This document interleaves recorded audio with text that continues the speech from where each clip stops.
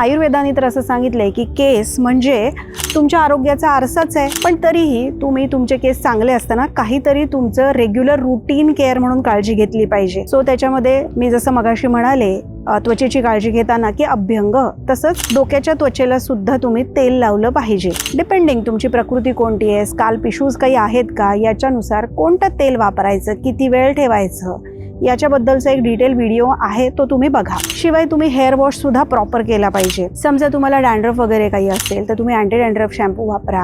जे तुमचे hair strands आहेत त्याला तुम्ही शॅम्पू नंतर कंडिशनर वापरू शकता, तर तुमचे केस हे स्वच्छ पण राहणार आहेत, सिल्की पण होणार आहेत. केसांचं आरोग्य जपण्यासाठी तुमच्या हाडांचं आरोग्य पण चांगलं पाहिजे. मग तुम्ही तुमच्या जेवणामध्ये कॅल्शियम रिच फूड असेल किंवा हाळीवाचे लाडू, राजगिरा यासारखे पदार्थ खा. अस्थिधातूचा अग्नी व्यवस्थित कसा राहील, म्हणजे तुमची पचनशक्ती व्यवस्थित राहिली पाहिजे, ते देखील खूप महत्त्वाचे. म्हणजेच काय, केस जर तुम्हाला हेल्दी ठेवायचे असतील तर तुम्ही बाह्यतः पण केसांची काळजी घेतली गेली पाहिजे तुमच्याकडून. त्यासाठी काही तुम्ही हेअर मास्क पण वापरू शकता. डिपेंड्स काय प्रॉब्लेम आहे, खूप कर्ली हेअर्स आहेत किंवा खूप तुमचे टँगल होत आहेत, खूप पातळ झालेले आहेत, काही स्काल्प इश्यूज आहेत का, याच्यानुसार वेगवेगळे आयुर्वेदिक औषधांचे कॉम्बिनेशन असलेले हेअर मास्क सुद्धा तुम्ही वापरू शकता.